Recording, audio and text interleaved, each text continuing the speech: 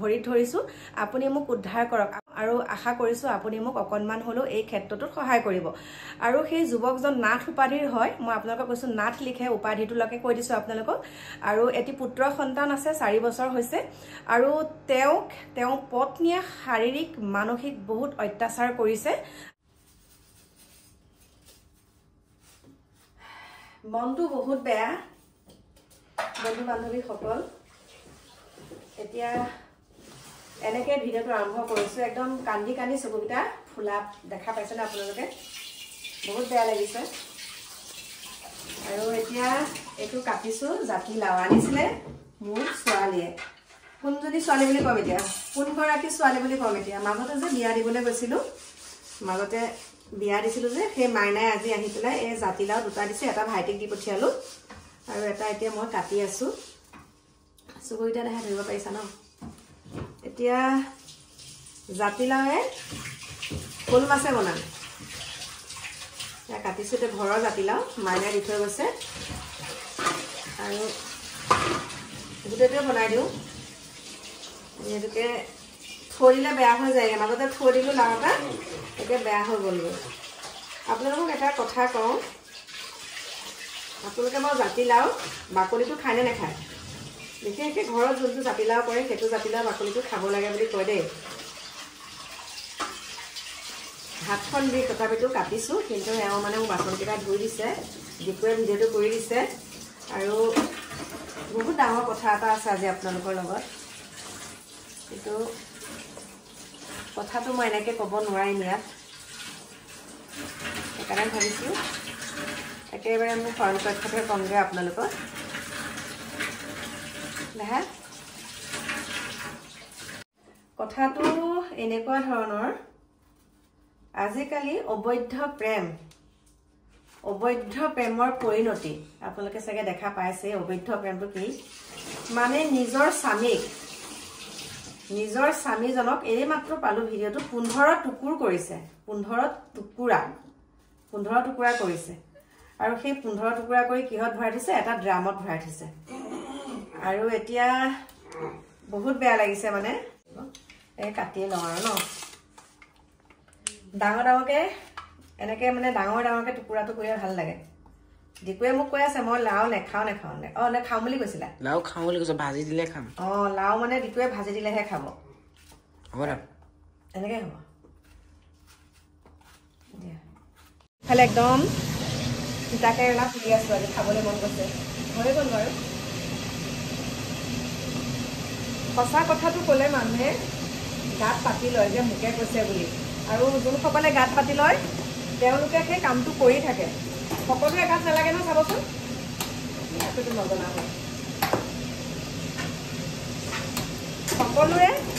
সকলোৰে গাত নালাগে কিবা এটা কথা ক'লে সকলোৰে গাত নালাগে কিছুমানেহে গাত পাতি লয়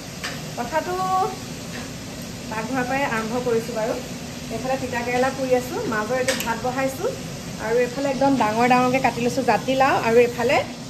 শ'ল মাছ বনাম আজি জাতিলাও পিঁয়াজ দিয়ে বনাম মানে আজি বিলাহী নাখাওঁ এনেকৈ খাম আজি ভাতকেইটা আৰু একদম অপ্ৰিয় হ'লেও সঁচা কথাটো কৈছোঁ বহুতে কয় যে আমাৰ যেতিয়া কোনোবা এগৰাকী বোৱাৰী মৃত্যু হয় তেতিয়া কয় যে গিৰিয়েকে অত্যাচাৰ কৰিছে বা ঘৰখনৰ অত্যাচাৰত বোৱাৰীগৰাকী ঢুকাই গৈছে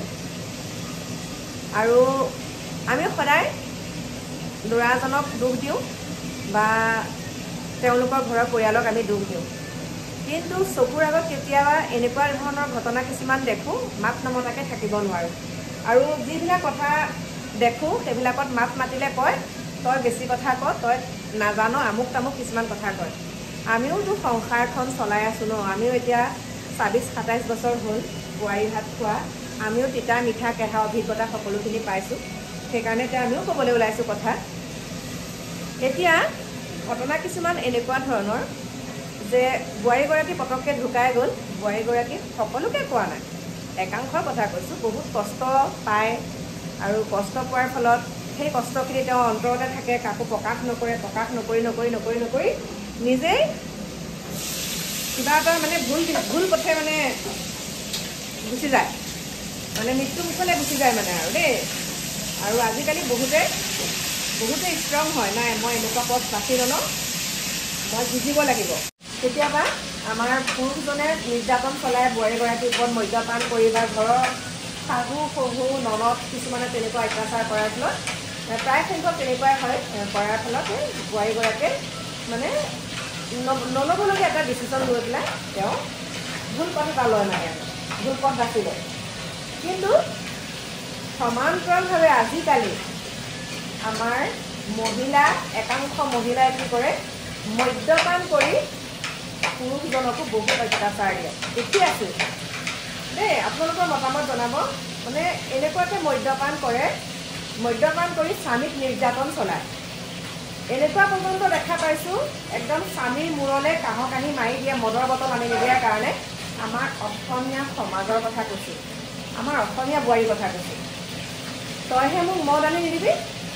কিয় আনি নিদিবি বুলি কাঁহৰ কাহি যেতিয়া মূৰলৈ মাৰি পঠিয়াই মূৰটো আঁতৰাই দিওঁতে পাকাত পৰি কাঁহৰ কাহি দুফাল ফাল হৈ গৈছে মানে কেনেকুৱা জোৰত মাৰিব লাগিব আপোনালোকে কওক এয়া জানো নিৰ্যাতন নহয় মহিলাগৰাকীয়ে পুৰুষজনৰ ওপৰত কৰা নিৰ্যাতন হ'লে নহয় সেইটো কওকচোন হয় আৰু তাৰ উদাহৰণ আপোনালোকক দেখাই আছোঁ এই যোৱা কালি যিটো ঘটনা হৈ গ'ল সকলোৱে চাগে দেখাই পাইছে নিজৰ স্বামীজন ইমান ভাল স্বামী ইমান ভাল চাকৰি কৰে কৰাৰ পাছতো কিয় অভাৱ পাইছিলে বাৰু কওকচোন ঠিক আছে কাৰোবাক তেওঁ মনে বিচাৰিছে কাৰোবাক ভাল লাগিছে দুআষাৰ কথা পাতিছে সেইটোলৈকে ঠিক আছে সীমাবদ্ধ কিন্তু সেই যোনজনৰ লগত কথা পাতিছে তেওঁ গোটেই ভৱিষ্যত পৰিকল্পনাটো এনেকুৱাকৈ কৰি ল'লে যে মই তেওঁৰ লগতেই বাকী থকা দিনকেইটা থাকিম এনজয় কৰিম সুন্দৰকৈ থাকিম কিন্তু তাৰ কাষত মোৰ মিষ্টাৰ থাকিব নোৱাৰিব মই মিষ্টাৰক এই পৃথিৱীৰ পৰা বিদায় দিব লাগিব কম বাৰু ভুল ডিচিশ্যন লৈছেনে বাৰু এইটো ভাবকচোন আৰু আজিকালি প্ৰায় সংখ্যক বোৱাৰীয়ে ছোৱালীয়ে হওক বা বোৱাৰীয়ে হওক প্ৰায় সংখ্যক কি কৰে গম পাইছেনে এনেকুৱা ধৰণৰ কিছুমান অবৈধ সম্পৰ্ক ৰাখি পেলাই স্বামীক হত্যা কৰাৰ সিদ্ধান্ত লয় আৰু এনেকুৱাও কৰিব নালাগে স্বামীক মানে তেওঁৰ লগত থাকিবলৈ মন নাই থাকিব নালাগে আজিকালি বহুত পদ্ধতি আছে বিবাহ বিচ্ছেদ কৰিব লাগে কিন্তু এইটোৱে নহয় যে মই তোক ভাল নাপাওঁ মোৰ প্ৰেমিকৰ লগত মই থাকিম বুলি কৈ পেলাই যদি স্বামীজনক মৃত্যু মুখলৈ নিয়ে তেওঁলোকে বাৰু সুখে কোনেও থাকিব নোৱাৰে আৰু ইয়াত ভিতৰতো যদি মই কৈছোঁ থৈ এষাৰ কথা কৈছোঁ মানে একাংশক কৈছোঁ বহুত আছে এনেকুৱা অবৈধ প্ৰেম কৰি থকা হাজবেণ্ড থকাৰ পাছতো বহুত আছে আৰু সেই অবৈধ প্ৰেম কৰি তেওঁলোকৰ মনতো কিছুমান এনেকুৱা ক্ৰিয়া চলি আছে যে মই মানুহজনক মাৰি পেলাওঁ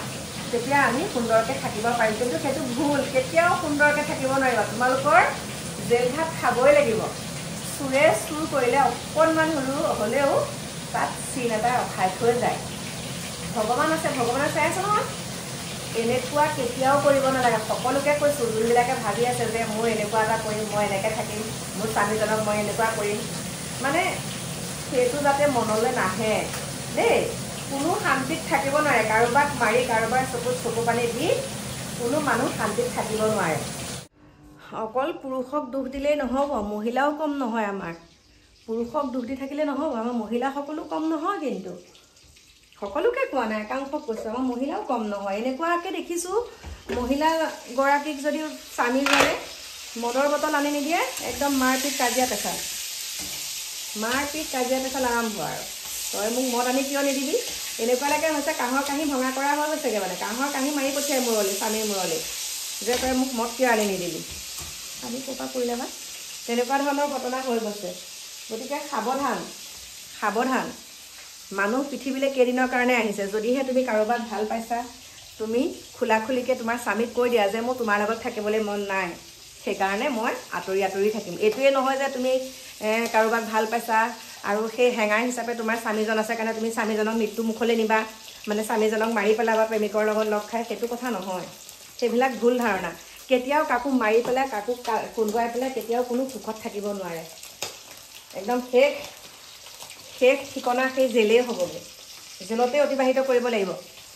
গতিকে এইবিলাক মনলৈ অনাটো একদম ভুল ধাৰণা একেবাৰে ভুল ডিচিশ্যন মানে আৰু এইবিলাক মনলৈ কেতিয়াও আনিব নালাগে গতিকে বহুত দুখ লাগিছে নিজৰ পত্নী বুলি ক'লে কেনেকুৱা আছে ন কেনেকুৱা এটা পবিত্ৰ বান্ধোন আৰু সেই পবিত্ৰ বান্ধোনক কি কৰিছে তেওঁ কৰবাৰ এজন কাৰোবাৰ প্ৰেমত পৰি চিনাকি হৈ ফেচবুকত সেইজনক আপোন বুলি ভাবি নিজৰ স্বামীজনক টুকুৰা টুকুৰকৈ কাটি পেলাই তেওঁ ড্ৰামত ভৰাই পেলাই তেওঁ আকৌ বাৰ্থডে মানে পাতিবলৈ গৈছে বেলেগত স্বামীক মাৰি থৈ পেলাই তেওঁ বাৰ্থডে পাতিছেগে কেনেকুৱা মহিলা হ'ব লাগিব সেইকাৰণে কয় আমাৰ মহিলা খেতি খাপ মহিলাৰ মন কোনেও নাপায় হ'ব পাৰোঁ আমি মহিলা কিন্তু আমি যে সকলোখিনি শুদ্ধ কথা ক'ম আমি যে সকলোতে সঁচা সেইটো কথা নহয় পুৰুষজনে যেনেকৈ মহিলাক অত্যাচাৰ কৰি মাৰপিট কৰে ঠিক তেনেকৈ মহিলায়ো কিন্তু আজিকালি একদম মদ্যপান কৰি পুৰুষক তেনেকৈ নিৰ্যাতন চলায় দেখি আছোঁ বহুতক দেখিছোঁ